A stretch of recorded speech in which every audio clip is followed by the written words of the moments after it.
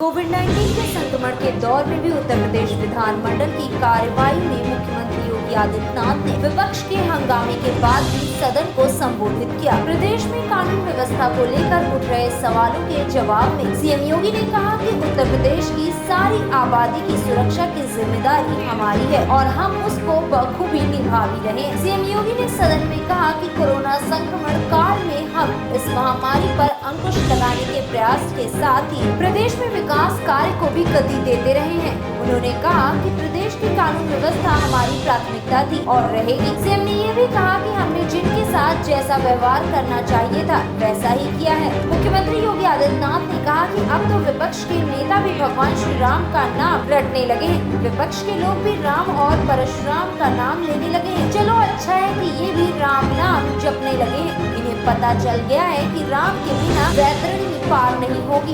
ये सब वही लोग हैं जो राम सेतु का भी विरोध करते थे।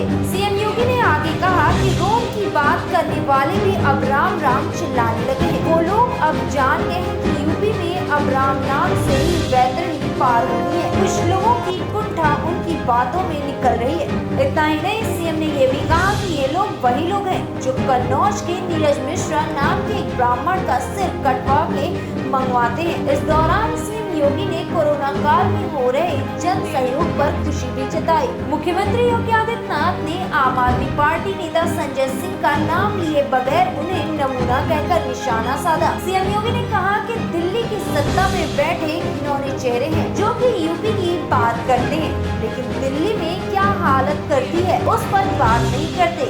यूपी में प्रतिलाभ 12 मौतें हुई हैं, जबकि दिल्ली में आंकड़ा 124 है। उत्तर प्रदेश में हालात पूरे देश में सबसे बेहतर है। संतों ने अयोध्या में राम मंदिर निर्माण का एक संकल्प लिया था और 9 नवंबर 2019 में 40 साल के बाद एक फैसला हिंदू समाज के पक्ष में आया, से राम मंदिर निर्माण के पक्ष में आया है और सर्वसम्मत फैसला आया।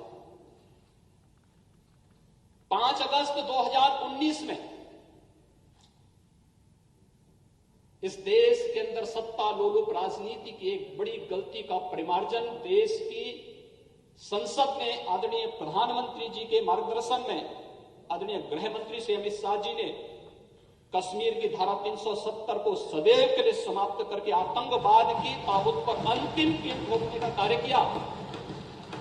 तो 5 अगस्त 2020 ठीक एक वर्ष के बाद 492 वर्षों का ऐतिहासिक कालखंड भी हम सबको देखने को मिला है।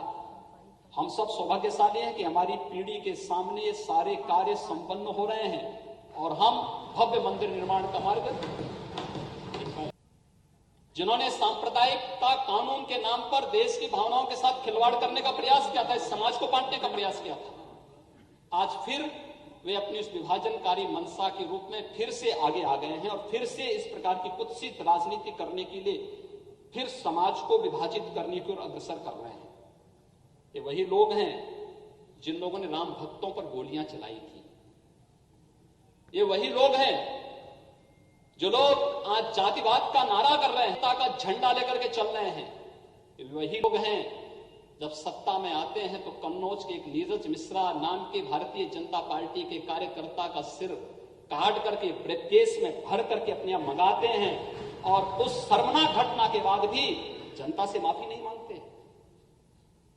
ये वही लोग हैं जो तिलक और तिराजू की बात करके समाज को बार बार गाली देते थे और आज फिर नए रूप में बने हुए उत्साह और उमंग के माहौल में किस प्रकार से जहर घोलने का कार्य कर रहे हैं।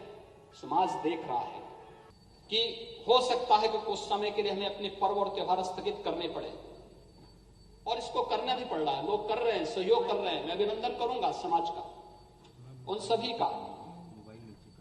बड़े बड़े पर्व और त्योहार हम लोगों ने आह्वान किया। रामनवमी का पर्व अयोध्या में नहीं होगा, अपेक्षित थी कि 2 करोड़ की भीड़ आएगी और देखा होगा सब लोगों ने कहा कि नहीं, हम सहयोग करेंगे।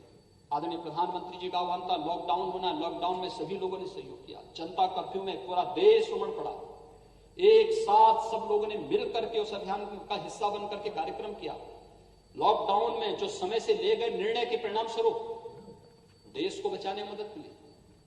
लेकिन उस सब के बावजूद इस वैश्विक महामारी सदी की सबसे भीषण 19 से इस लड़ाई को लड़ने की तैयारी जिस रूप में हुई है और जिस रूप में कर रहे हैं, महोदय अगर मैं आंकड़े प्रस्तुत करूं उत्तर प्रदेश की भी और देश के प्रमुख राज्यों की भी।